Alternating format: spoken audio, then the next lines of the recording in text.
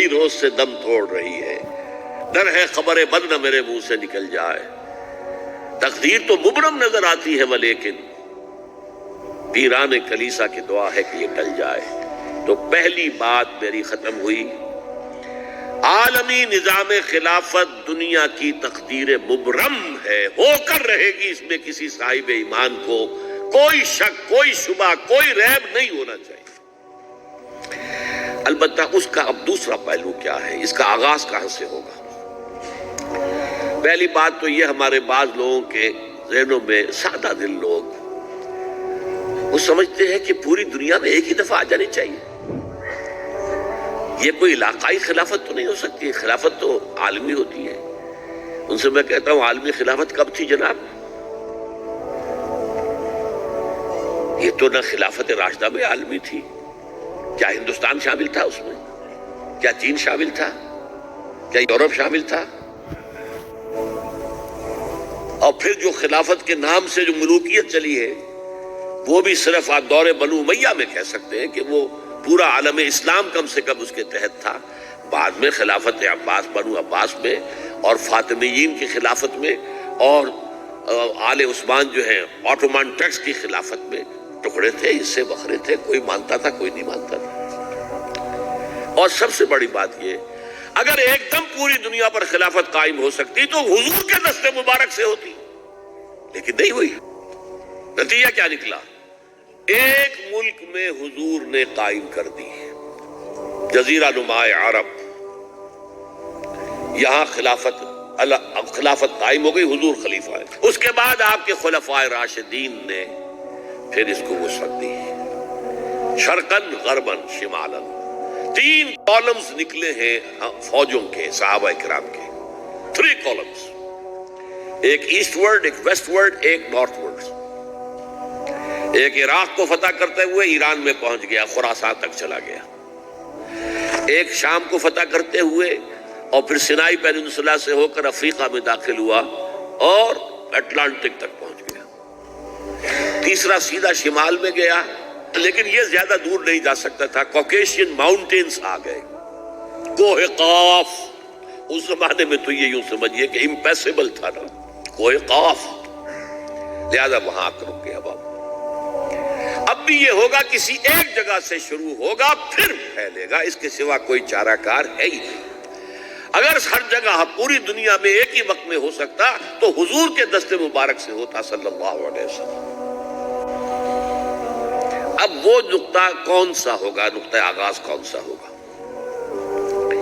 اس میں پہلی بات تو میں نے کہا، جو شک کرے گا اس کا پھر ایمان مشکوک ہے، ہوگا، لازماً ہوگا، گلوبل ہوگا، پوری دنیا میں ہوگا۔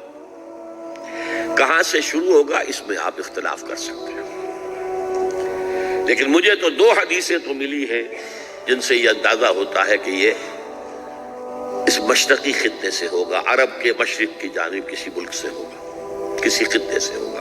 وہ حدیثیں بھی اب آپ پڑھ لیجیے پہلے، پھر میں کہہ رہا ہوں یہ خزانہ ہے جو ہم نے آپ کی خدمت میں پیش کیا ہے، کاش کہ آپ اس کی قدر کر سکیں، یہ حدیثیں آپ کو ازبر ہو جائیں، یاد ہو جائیں، لوح قلب پر نقش ہو جائیں۔ ہندوستان اور خراسان یعنی موجودہ افغانستان کا ذکر ابن ماجہ کی روایت ہے، عن عبداللہ ابن الحارث رضی اللہ تعالی عنہ قال رسول اللہ صلی اللہ علیہ وسلم یخرج ناس من المشرق یوطئون للمہدی یعنی سلطانہ، یعنی سلطانہ، دونوں طرح سے پڑھ سکتے ہیں۔ حضرت عبداللہ ابن حارث فرماتے ہیں رضی اللہ تعالی عنہ کہ حضور نے ارشاد فرمایا، مشرق کی طرف سے وہ فوجیں نکلیں گی، لوگ آئیں گے جو عرب میں مہدی کی حکومت قائم کریں گے۔ یہ مہدی کون ہوں گے اس کا ذکر میں ذرا بعد میں کروں گا، لیکن نوٹ کر لیجئے کہ مہدی سے پہلے لازماً کسی مشرقی علاقے کے اندر وہ نظام قائم ہو چکے گا، تب وہاں سے فوجیں آئیں گی نا۔ یہ مشرق کون سا ہے؟ عرب کے مشرق میں آپ چلیے، ایران بھی آ جائے گا، افغانستان بھی ہے، پاکستان بھی ہے، اور اگر اسے اور توسیع دیں تو ہندوستان بھی ہے۔ یہ ہے عرب کا مشرق۔ اس سے فوجیں جائیں گی۔ اس کا کیا مطلب ہے کہ اس میں سے کسی جگہ پر نظام خلافت پہلے قائم ہو جائے گا تاکہ وہاں سے فوجیں جائیں گی جو جزیرہ نما عرب میں حضرت مہدی کی حکومت کو قائم کریں گی۔ اب دوسری حدیث سنیے، یہ سنن ابن ماجہ کی حدیث تھی جو میں نے آپ کو سنائی، آپ نے پڑھی۔ دوسری عن ابی ہریرہ رضی اللہ تعالی عنہ، یہ ترمذی شریف کی روایت ہے، قال قال رسول اللہ صلی اللہ علیہ وسلم یخرج من خراسان رایات سود لا يردها شیء حتی تنصب بإیلیا، خراسان کے علاقے سے سیاہ جھنڈے لے کر فوجیں آئیں گی، ان کا رخ کوئی موڑ نہیں سکے گا، ان کو پیچھے پھیر نہیں سکیں گے کوئی بھی، یہاں تک کہ وہ یروشلم میں جا کر جھنڈے نصب کر دیں گے۔ ایلیا حضور کے زمانے میں یروشلم کو کہتے تھے۔ یہ یروشلم تھا جب حضرت سلیمان کی حکومت تھی اور یہاں پر معبد سلیمانی، ہیکل سلیمانی قائم ہوا، پھر یہ یروشلم ہی رہا ہے تاریخ میں، یہاں تک کہ سن 70 عیسوی میں جب ٹائٹس رومی جنرل نے اس کو گرایا، ختم کیا، سیکنڈ ٹیمپل گرا دیا اور یہاں سے یہودیوں کو کہا نکل جاؤ، یہاں سے کوئی یہودی باقی نہیں رہا، تب بالکل تہم بالا برباد کر دیا۔ اس کے کوئی 150 سال بعد ہیڈریان، رومن ایمپرر ہیڈریان، اس نے پھر دوبارہ آباد کیا اس شہر کو۔ 150 سال تک یہ بالکل بنجر اور بالکل غیر آباد پڑا تھا۔ اب ہیڈریان نے جب آباد کیا تو اس کا نام ایلیا رکھا، اب یروشلم نام نہیں تھا، تو حضور کے زمانے میں پھر اس کا نام ایلیا تھا۔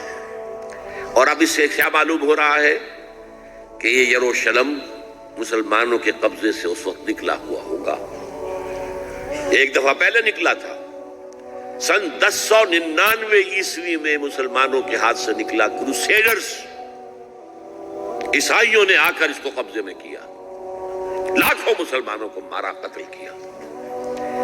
اس کو 1187 عیسوی میں واپس لیا ہے۔ کس نے لیا ہے؟ صلاح الدین ایوبی، کرد۔ عرب کھوکھلے ہو چکے تھے، عربوں نے کھویا، واپس نہیں لے سکے، بہت حکومت کر چکے تھے، 400-500 برس کی حکومت کر کے، اور ان کے عیش اور ان کے آرام، اب ان میں جان نہیں تھی کہ وہ واپس لے سکے۔ واپس لینے والا گرم کرد خون تھا، صلاح الدین ایوبی۔ تو گویا کہ اب آپ سمجھئے کہ 88 برس تک عیسائیوں کا قبضہ رہا یروشلم پر۔ اب 1967 میں یہودیوں نے قبضہ کیا ہے، اور اب 38 برس تو ہو گئے، 88 نہیں تو 38 برس تو ہو گئے ہیں، لیکن وہ دور آئے گا کہ اب پھر لیں گے، لینے والے عرب بھی نہیں ہوں گے، خراسان کے علاقے سے فوجیں آئیں گی۔ یہ خراسان کیا تھا؟ ایلیا تو میں نے آپ کو بتا دیا، یروشلم کا نام ہے۔ خراسان اس زمانے میں ایک بہت بڑے ملک کو کہتے تھے، کچھ حصہ پاکستان کا بھی اس میں شامل ہے، کچھ حصہ ایران کا بھی ہے، ایران کے اس حصے کو اب بھی خراسان کہتے ہیں، وہ ایک صوبہ ہے، خراسان ایک صوبہ ہے ایران کا چھوٹا سا۔ پاکستان میں خاص طور پر یہ جو علاقہ مالا کنڈ ایجنسی کہلاتی ہے، اس سے اوپر جتنا علاقہ ہے، اور یہ جو واخان کی ایک پٹی آتی ہے اوپر، واخان افغانستان کی ایک پٹی سی دم سی چلی آتی ہے جو جا کر چائنا کی سرحد سے مل جاتی ہے، یہاں سے لے کے یہاں تک یہ جو مالا کنڈ کا وہ درہ ہے اور پہاڑ ہے، یہ بھی خراسان کا حصہ ہے۔